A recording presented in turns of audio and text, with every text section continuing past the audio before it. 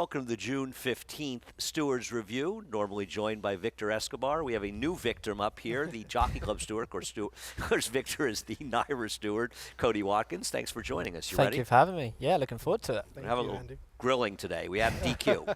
We're sorry to say we had a DQ. I don't know how popular it was. Involved a 6-5 shot. Usually they're not that popular. We will go back to Saratoga for June 6th, the 5th race, and some may remember Strategic Focus.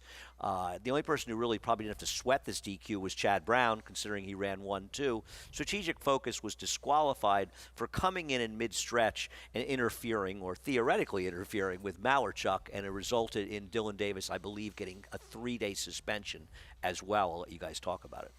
Thank you, Andy. Looking back at the 5th race here on June 6th, we had an incident involving the 6 Strategic Focus and the 2 Malerchuk there on the inside. So as we look through onto the head-on here, we're looking at number 6 on the outside with the red and white sleeves here.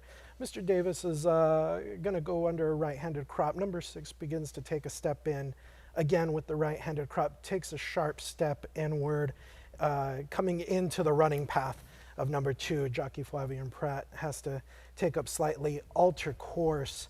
So when we're looking into these incidents, Andy, a couple things in the rule that we have to take into consideration within the rule. When a horse is crossing the path of another, he cannot do so to interfere with or impede the forward progress of another horse. Mr. Pratt has to take up here slightly. He has to alter course. He does lose significant ground during the running of the race. After the point of contact, now we're looking to see how both horse finishes. Number 6 does continue to make, number 2 does continue to make a run at number 6. He does make up significant ground, comes up to just about a close 3/4 of a length margin there at the end. So now we're asked to consider, could this have potentially affected the outcome of the race? Looking at the amount of ground lost from the point that Flavian had to alter course to the amount of distance that he made up, we were ultimately satisfied in the stand that it could have affected the outcome of the race. Therefore, we disqualified the lead horse. Now, what do you say to me who says, I don't really believe that Flavian Pratt, and I'll let Cody handle it since you're doing a lot of the talking here, and we got to put Cody under the gun a little bit. What do you say to somebody like myself that says, I don't see Flavian actually steadying his horse at all? Yeah. So we were looking at the pan shot and the head-on, and we see that Flavian does just take a slight pull when he switches right to continue his run. And at that point, at the time of the incident, we thought that it did impede his momentum at a crucial time of the race, and with him closing on the run to the line, we felt that it did potentially cause him a better placing. I'm curious about something that's kind of probably somewhat irrelevant, but a number of people said to me that they saw the blimp view, or the what do you call it? The drone view. Yeah. And they felt that kind of showed that there was really no foul. Have you? I know that's not in that's not in the shots you look at. Have you considered perhaps adding a drone shot view to help yourself going forward? Yeah. So our intention is to utilize every angle that we have made available to us on the day. But again, even going through, for myself personally, while I'm in here adjudicating this incident, I am satisfied that had Flavian maintained his line and continued his ride, that he very well could have grabbed a heel of that other horse. The result of the horse crossing in front of him forces his action to the outside. Otherwise, I think he would have been left in a dangerous situation. So was this 3-0 or 2-1? It was a unanimous decision. It was unanimous. Yeah. Okay, now as far as Dylan getting days, here's a quad question.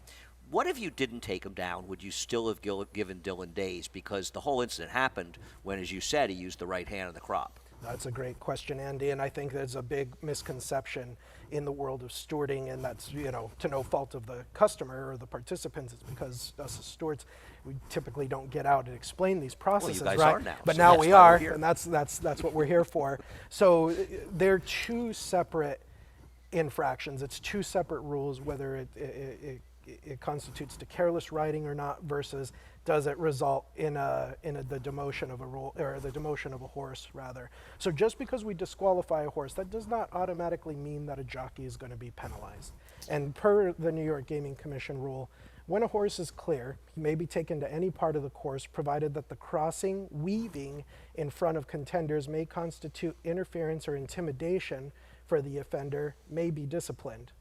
The second part of that goes on to state, a horse crossing another may be disqualified if in the judgment of the stewards it interferes with, impedes, or intimidates another horse, or the foul altered the finish of the race regardless of whether the foul was accidental, willful, or the result of careless riding.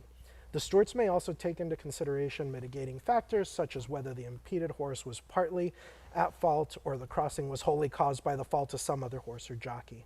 So again, it may be an accidental crossing that may not result in days. We could have had a situation where we didn't disqualify the horse, but we still felt that it was an action of careless riding and administered a penalty to the jockey. I'm very impressed how well that rule is written. I figured I wouldn't be able to understand it at all, but it seemed pretty clear cut. The other thing I'd like to add, the other thing I feel sometimes gets misunderstood is horses can make quick movements. Jockeys can only react to what's happening under them. So you can still have an accidental movement of a horse, and the rider can't react. He can only react to what's under him. So the interference can take place, but it doesn't mean that we're not looking at a placing. It can't alter a placing of a horse. And it doesn't mean the rider's at fault. No, Clearly, absolutely. I think a lot of disqualifications are riders that aren't at fault. Right. Things Yeah. just Absolutely. happen. It's just one of those things. Yeah. I appreciate you guys coming here, but I have to tell you, I hope I don't see you again for a long, long time. Andy, that's we always hope the same. And Yeah. listen, but we are grateful for the opportunity because every incident's going to be a little different in how it's perceived, whether you agreed with the call or not. You're always going to hear from the stewards here. Well, we really appreciate it a lot, and I know a lot of people at home appreciate it as well. It's the June 15th Stewards Review, dealing with a disqualification that took place on June 6th, the 5th race. Thanks again, guys. Thank you for watching. If you want more information, visit NYRA.com, but be sure to check out our Stewards Reviews. But like I said, I hope it's like February before I see these guys again. Thanks again for watching. Have a good day. Thank you. Thank you.